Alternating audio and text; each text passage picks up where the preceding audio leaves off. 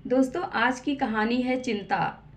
एक राजा की पुत्री के मन में वैराग्य की भावनाएं थीं। जब राजकुमारी विवाह योग्य हुई तो राजा को उसके विवाह के लिए योग्य वर नहीं मिल पा रहा था।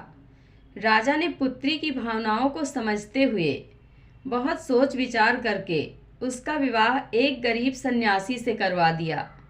राजा ने सोचा कि एक सन्यासी ही राजकुमारी की भावनाओं की कद्र कर सकता है।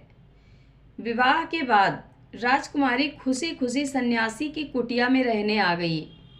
कुटिया की सफाई करते समय राजकुमारी को एक बर्तन में 2 सूखी रोटियां दिखाई दी।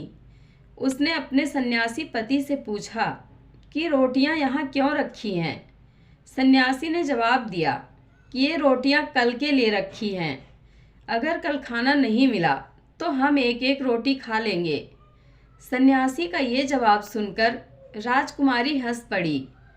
राजकुमारी ने कहा कि मेरे पिता ने मेरा विवाह आपके साथ इसलिए किया था क्योंकि उन्हें ये लगता है कि आप भी मेरी ही तरह वैरागी हैं। आप तो सिर्फ भक्ति करते हैं और कल की चिंता करते हैं। सच्चा भक्त वही है जो कल की चिंता नहीं करता और भगवान पर पूरा भरोसा करता है। अगले दिन की चिंता तो जानवर भी नहीं करते हैं। हम तो इंसान हैं। अगर भगवान चाहेगा तो हमें खाना मिल जाएगा और नहीं मिलेगा तो रात भर आनंद से प्रार्थना करेंगे।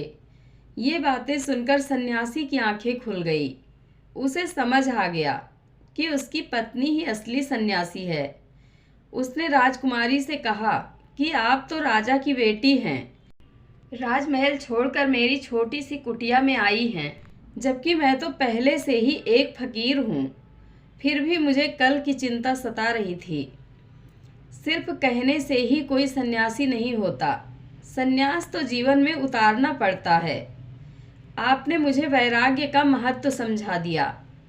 अगर हम भगवान की भक्ति करते हैं तो विश्वास भी होना चाहिए कि भगवान हर समय हमारे साथ है। उसको हमारी चिंता हमसे ज़्यादा रहती है।